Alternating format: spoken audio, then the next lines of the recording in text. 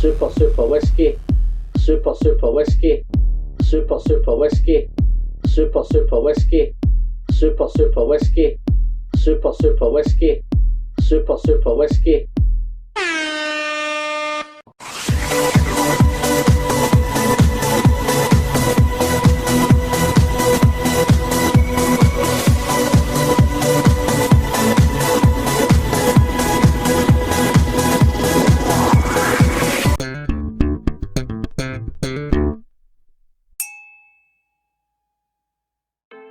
Hello and welcome once again to another whiskey review with me, the Whiskey Novice. I trust as always you're keeping well.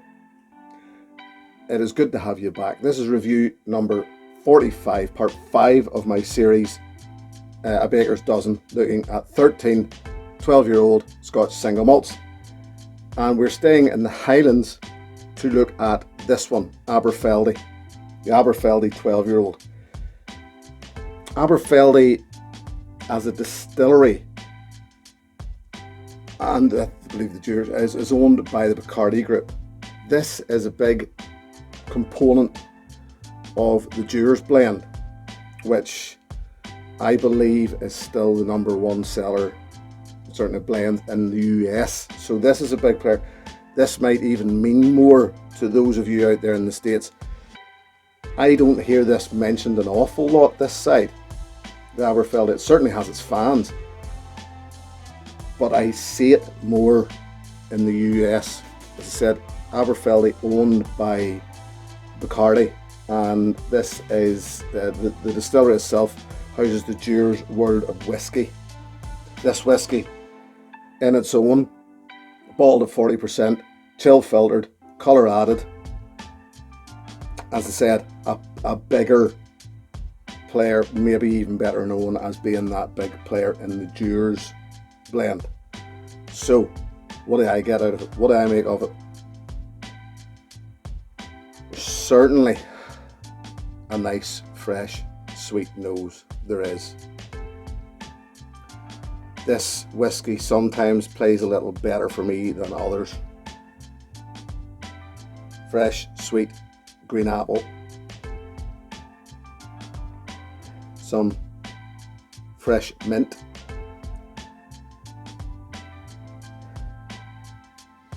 creamy toffee and vanilla. This is ex-bourbon cask maturation. It's an oily sort of nose, and there is malt, if a little hidden behind it. The malt is there.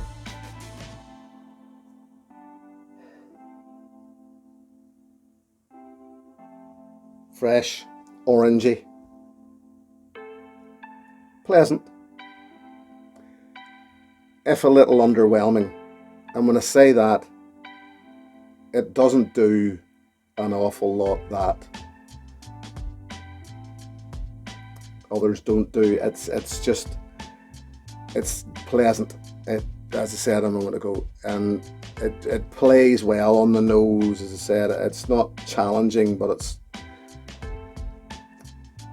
not challenging, not overwhelming by any means.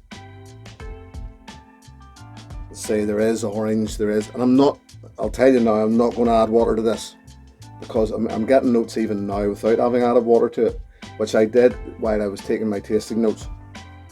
I added water, and it brought out a more powdery kind of thing. And what powdery orange, and when I say that powdery orange, I don't know if you know or if are aware, I'm sure you are, of Baroka vitamin tablets, the ones that you dissolve in water.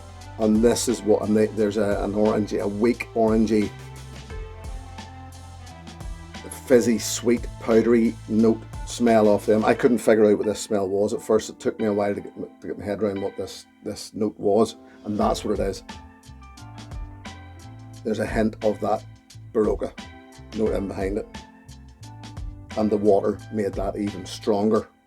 It didn't do an awful lot for the palate. It didn't do anything for the finish, so I won't be adding water to this.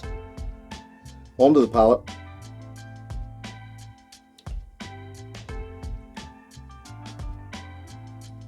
Incredibly soft, sweet delivery.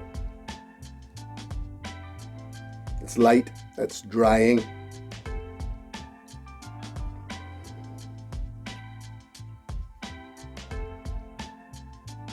Slightly bitter. There is a little oak tannin at the back of it.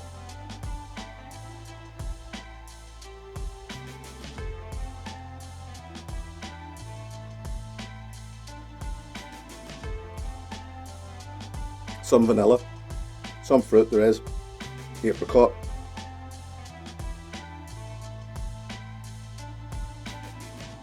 But not, as I said earlier, same as the nose, the palate goes the same. It's got things going on, but nothing really outstanding.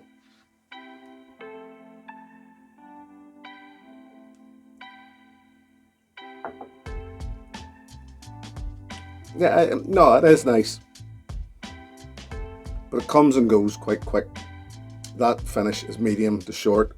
There's some honey, some cereal, some orange. As I said, there is a slight bitterness. I have to apologise. The heat today.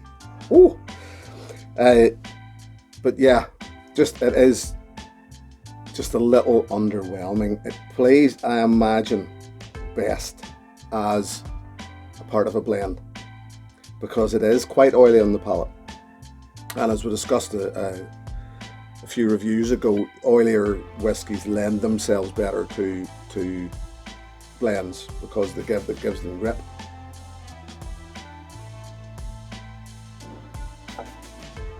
Nice, but slightly underwhelming. I'm going to compare it again. I'm going in the space side for the Glenmorangie. The Glenmorangie Elgin Classic. This, yet again, as per normal, I haven't tried this comparison together yet. But what I will say, and what I did notice whenever I poured this, now obviously this is no age statement, it's probably quite a bit younger.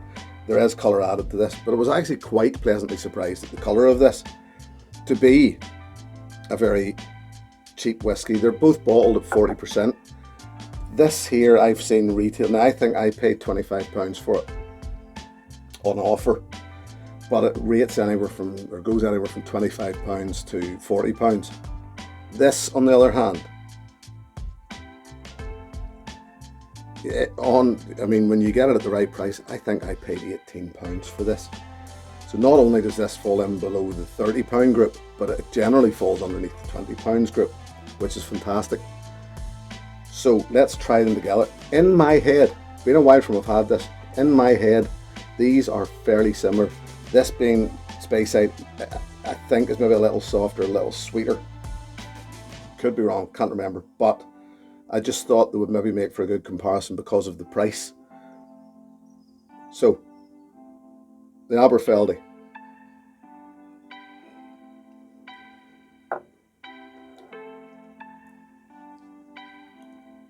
Yeah. Getting even more of a slightly powdery thing going on there now. Well, no, the noses are totally different, but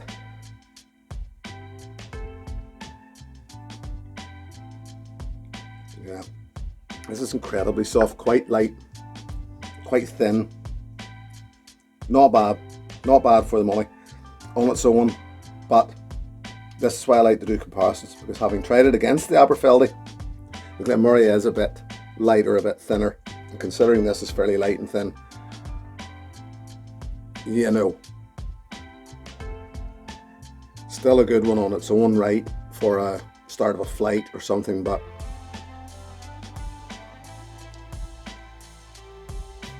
yeah, for the money, the Glenmorangie ain't bad. I'll review it again at some point. Yes, having compared them, I would prefer the Aberfeldy. It does feel better, it's got a better mouthfeel, but it's still just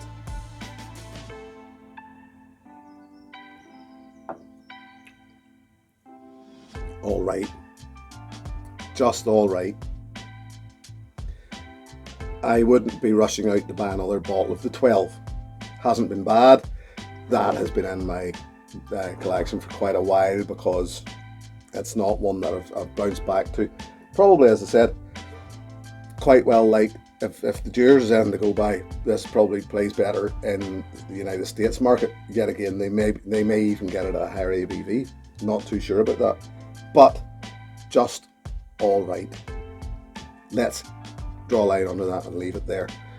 I'm going to share the love once again. Oh yes, the love's flying everywhere at the moment, and there was a hint at him at the start. And I don't know why I've actually gone this long without sharing the love with this man. I think sometimes I'm actually waiting for the right whiskey, because I do like to put these guys in but I would have waited a long time to find the right whiskey to match this man. It is the whiskey friend, Alan. Some of us better know him as. I've known Alan for quite a while now, through the same social medias, etc., as everyone else here. And as I said, there's no reason why I haven't shared the love with him before now, because he is a star. Very, very knowledgeable, entertaining man again. He doesn't actually live in Scotland now, but I consider him the most Scottish person in the whiskey YouTube videos. He is Scots, big time. And very, very entertaining, very natural, very open, very honest, very giving, very sharing. You know, he really is. Alan and I have shared some samples backward and forward, and I hope to have him on a live stream at some point very soon. But yes, a very, very decent man. He's doing really well. His YouTube channel is just rocketing, and if you haven't seen it, if you're one of those who haven't dropped in on Alan, please do. He has a wonderful feel for whiskey, a wonderful love for whiskey, and just very entertaining, very knowledgeable.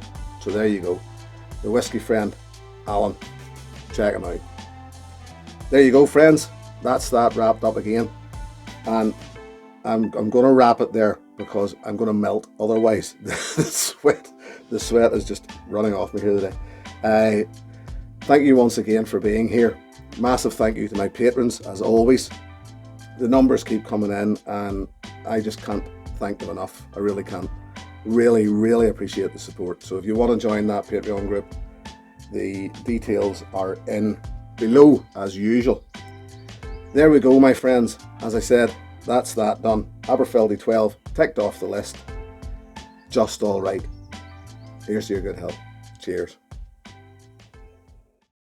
Hey, thanks for watching my video. Please click and subscribe to be notified of further content.